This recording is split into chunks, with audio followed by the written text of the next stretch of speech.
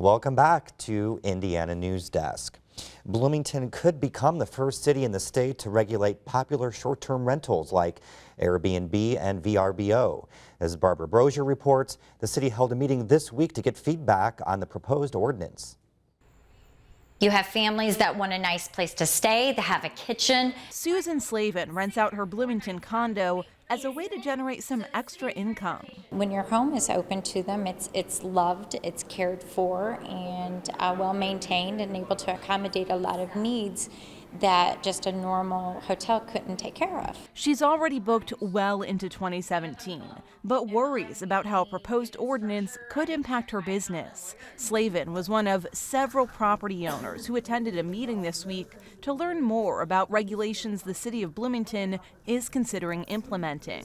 The ordinance would ban commercial short-term rentals, where people use a property solely as a vacation rental. What we don't want to happen is people try to circumvent our rental inspection program by operating a lot of short-term rentals within our community. Under the proposal, hosts must live at the short-term rental properties year-round. They would have to obtain a $100 permit from the city, which would only be issued after an inspection. The fines for operating a short-term rental without a permit would start at $2,500. Slavin and other property owners say they aren't against the regulations, but they think the proposal goes too far. It restricts the number of people allowed to stay at properties and prohibits serving food to guests. It seems like the city is wanting to get our input as much as they can so they can know what they really do have to work with. Slavin is hopeful the city will make some changes to the proposal before it goes before the city council in November.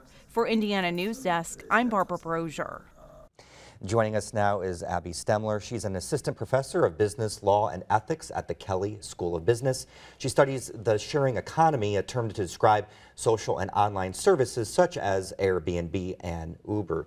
Thank you so much for being here today. So let's get right to it. There's two sides to this story. Some say that this is going to help keep the customer safe, the Airbnb customer safe.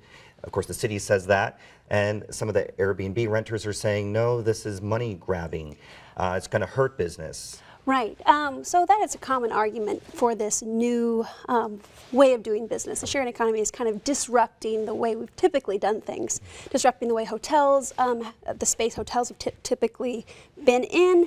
And, you know, the Bloomington ordinance, which is a small fee that you have to pay in order to get inspected to make sure your place is a safe place to stay, doesn't seem to be too much of a burden. There was a study out of Portland, Oregon that said about 65% of people are using Airbnb to help afford their home, and they earn on average about $9,000 a year through the service. So if they are going to pay a small fee to protect consumers, there seems to be a balance that is struck in the favor, to benefit the regulatory goals, while at the same time still allowing people to participate in this new economy. You know, you see a lot of on these online items where the customers can rate the business or product in some terms as well. Do those really work? Are those really true to form? Yeah, great question. So part of my research has kind of explored those reputation systems, we call them feedback loops.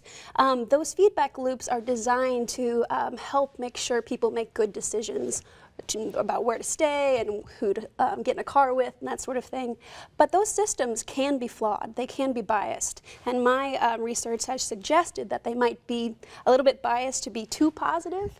And so to have the government come in and do a cursory inspection to make sure things safe probably will help fix the defects in those reputation systems. And we just have a few seconds left, but whether it's Uber or Airbnb, do you think we might see more regulation in the future? Absolutely. So the regulatory space in this environment is still pretty immature, but we are seeing a growing trend to begin to regulate these services more and more. All right. Thank you very much for being here. Thank you.